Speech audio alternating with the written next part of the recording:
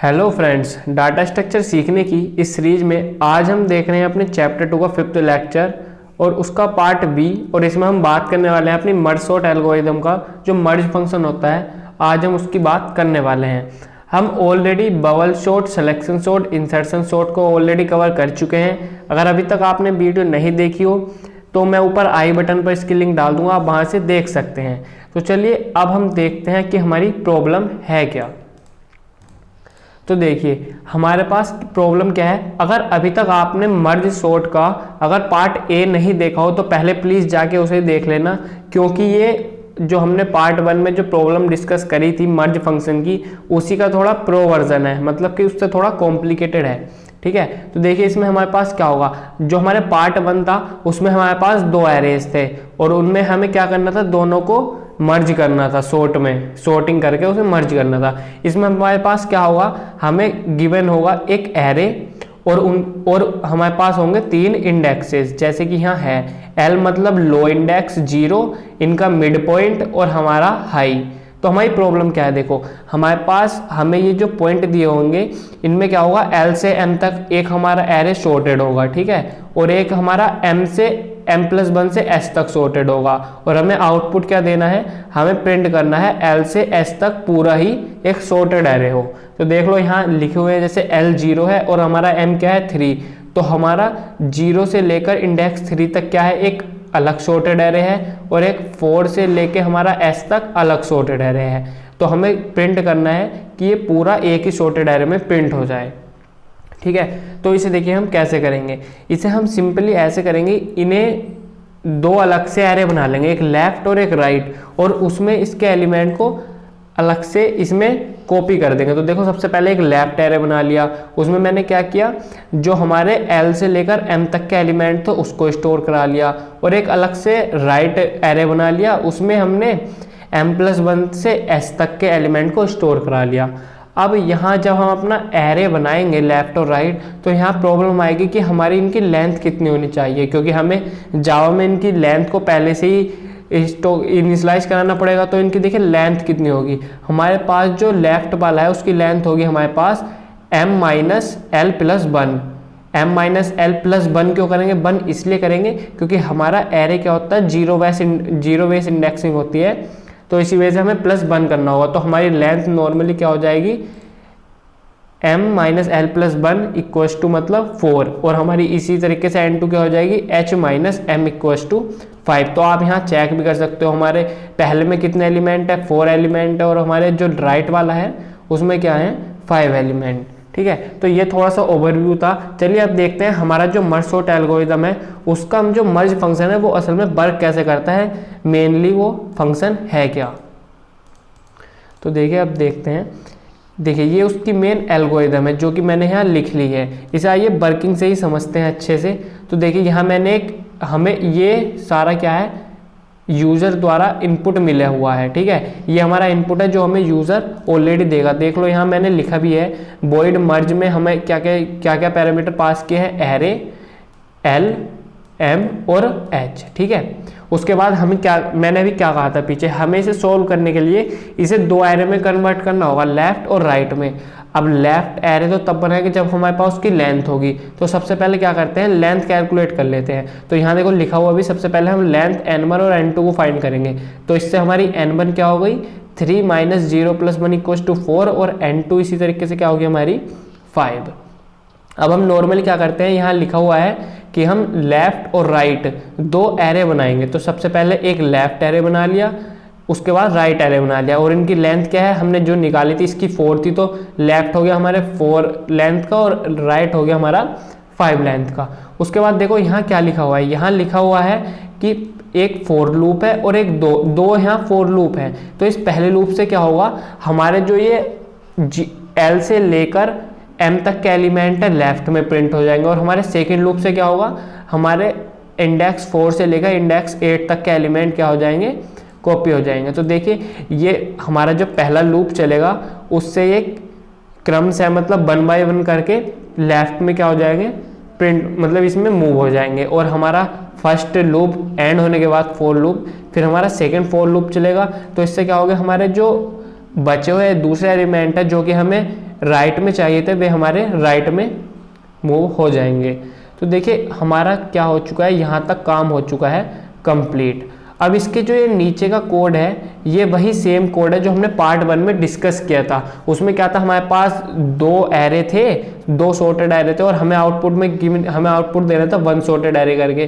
तो ये सेम वही कोड है। अब हमने क्या किया, अपनी पिछली वाली प्रॉब्लम थी उसमें कन्वर्ट कर लिया। तो हमारे पास आ चुके हैं 2 एरे जो कि सॉर्टेड है और इन्हें हमें एक सॉर्टेड एरे में कन्वर्ट करना है। तो देखिए यहाँ पहले हम उनकी लेंथ को चेक करेंगे और उनके बाद ये वाला कोड चलेगा। जब ये कोड चलेगा तो इससे क्या होगा, सबसे पहले तो हमारा, पहले मैं आपको बता देता हूँ, वैसे अगर आपने नहीं देखी हो तो उसे पहले देख लेना, मैं फिर भी यहाँ हल्का हल्का बता देता हूँ। क्या होगा, हमारा आई यहाँ होगा और हमारा जे कहाँ होगा, जे होगा यहाँ पे, ठीक है। अब देखिए सबसे पहले हम आई और जे पर जो एलिमेंट है इनको कंपेयर करेंगे। तो इन्हें कंपेयर करने के बाद जो हमारा स्मॉल एलिमेंट होगा वो हम अपने जो मेन एरे था उसमें मूव कर देंगे। तो सबसे पहले हमारा क्या होगा, 9 हो जाएगा उसमें मूव, क्योंकि 9 स्मॉलर है। उसके बाद जे हमारा हो जाएगा एक बार इंक्रीमेंट और आ जाएगा इस वाले 11 पर। तो अब देखिए क्या होगा, यहाँ दोनों क्या है, सेम एलिमेंट है। हाँ तो फ्रेंड्स अब यहाँ थोड़ा गौर कीजिएगा कि यहाँ अब एलिमेंट क्या हो गए, अब 11 क्या हो गए, अब हो चुके हैं इक्वल। अब देखिएगा यहाँ मैंने इक्वल्स टू का साइन लगाया है, मतलब कि हमारा जब इक्वल की कंडीशन होगी दोनों में, लेफ्ट और राइट में, तो हमारा पहले लेफ्ट वाला एलिमेंट आउटपुट वाले एरे में प्रिंट होगा। क्यों, ऐसा मैंने इसलिए किया जिससे जो हमारी जो ये एल्गोरिदम लिखी है और जो हमारा आउटपुट आए वो स्टेबल हो। स्टेबल का मीन्स क्या होता है, जो हमें गिवन एरे था उसमें जो सेम एरे थे, जो फर्स्ट मतलब जो पहले आया था सेम एरे, उसकी क्या होनी चाहिए, वो पहले ही आउटपुट में प्रिंट होना चाहिए। तो इसमें क्या होगा, जो हमारा ये वाला 11 था क्योंकि ये राइट साइड में था तो ये हमारा बाद में था आउटपुट में और ये वाला फर्स्ट था। तो इसी वजह से ही हम इक्वल्स टू का साइन लगाया जिससे जो हमारा पहला जो शो हुआ था वही वाला पहले प्रिंट हो ओरिजिनल एरे में, ठीक है। तो ये इससे क्या होगी, जो हमारी ये एल्गोरिदम होगा, जो आउटपुट एरे होगा वो क्या होगा, स्टेबल होगा। तो अब इसमें सबसे पहले जो लेफ्ट में है 11 वो पहुंच जाएगा हमारे एरे में, उसके बाद नेक्स्ट 11। अब 15 और 16 को कंपेयर करेंगे तो 15 स्मॉलर है इसलिए पहले 15, सेम इसी ऑर्डर में पहुंच जाएगा 16। ये वैसे कैसे वर्क कर रहा है आप इसे फर्स्ट पार्ट में देख सकते हैं, ऊपर आई बटन पर इसकी लिंक आपको शो हो रही होगी।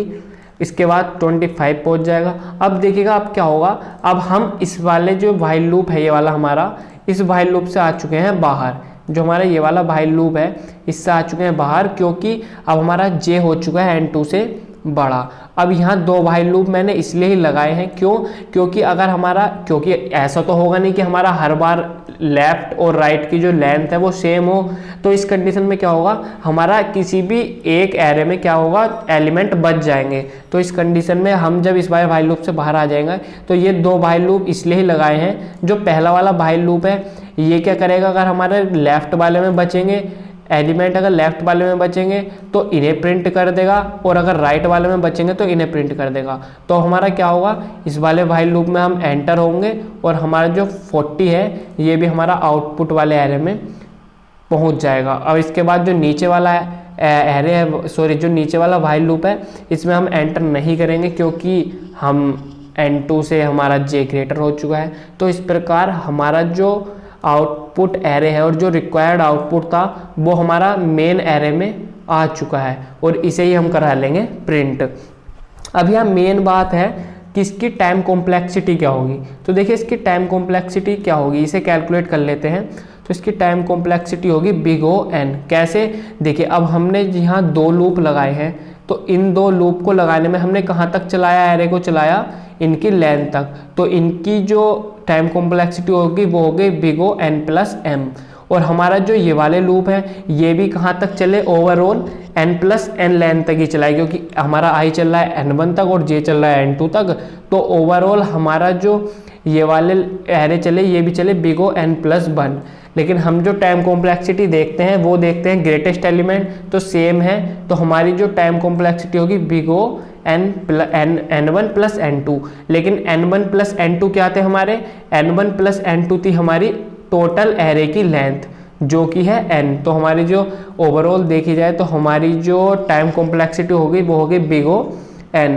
और हमारी अगर ऑक्सिलरी स्पेस की बात की जाए तो वो भी क्या होगी, बिग ओ एन। कैसे? क्योंकि हमने अलग से दो लेफ्ट और राइट एरे बनाए थे और उनकी लेंथ भी क्या थी, n1 इसकी लेंथ थी और n2 थी हमारे राइट वाले की। तो अगर इन्हें हम ऐड कर देंगे तो ये क्या बन जाएगा हमारा n, और n ही क्या है हमारे पूरे की लेंथ, तो हमारी जो ऑक्सिलरी स्पेस होगी वो होगी सेम, मतलब बिग ओ एन। तो ये था हमारा मर्ज सॉर्ट एल्गोरिदम का जो मर्ज फंक्शन है, ओवरऑल ऐसे वर्क करता है। मैं समझता हूँ आप अच्छे समझ गए होंगे। अब चलिए एक बार हम अपने विजुअल स्टूडियो में भी इसे रन करके देख लेते हैं। तो चलिए चलते हैं विजुअल स्टूडियो की ओर। हाँ तो फ्रेंड्स, हम आ चुके हैं अपने विजुअल स्टूडियो में और यहाँ मैंने एक मर्ज फंक्शन सेम लिख लिया है और यहाँ अपना पूरा सेम वही वाला कोड लिख लिया है। और उसके बाद यहाँ मेन फंक्शन में जो हमने जिस एरे को लेकर एग्जाम्पल में समझा था वही सेम एरे लिख लिया है इनपुट में, और यहाँ LMR भी सेम है। उसके बाद मैंने अपने मर्ज फंक्शन को कॉल किया और यहाँ फिर फॉर ईच लूप की हेल्प से आउटपुट को कर लिया प्रिंट। तो चलिए अब देखते हैं इसे सिंपली रन करके कि क्या हमारा आउटपुट सही आता है कि नहीं। तो इसे कर देता हूँ मैं यहाँ से कंटिन्यू, और आप यहाँ देख सकते हैं कि जो हमारा रिक्वायर्ड आउटपुट था वो आ चुका है सही, और हमें जो आउटपुट चाहिए था वो मिल चुका है। हाँ तो फ्रेंड्स, आई होप कि आप अब इसे अच्छे समझ गए होंगे, और नेक्स्ट आने वाली वीडियो में जो कि इसकी मर्ज सॉर्ट की लास्ट वीडियो होगी उसमें हम देखेंगे कि कैसे इस मर्ज फंक्शन की हेल्प से हम अपनी मर्ज सॉर्ट एल्गोरिदम को इम्प्लीमेंट कर रहे होंगे। तो बस आज की वीडियो में इतना ही। अगर आपको वीडियो अच्छी लगी हो और आप इसे मर्ज फंक्शन को समझ गए हो तो वीडियो को कर देना लाइक, और आप अगर और ही ऐसी वीडियो देखने में इंटरेस्टेड हैं तो प्लीज़ चैनल को भी कर लीजिएगा ज़रूर से सब्सक्राइब। और एक मैंने फेसबुक पेज भी ओपन किया है जिसकी लिंक डिस्क्रिप्शन में आपको मिल जाएगी, अगर आप चाहें तो आप उसे भी लाइक कर सकते हैं। चलिए फिर आज के लिए बस इतना ही। Thank you for watching the video.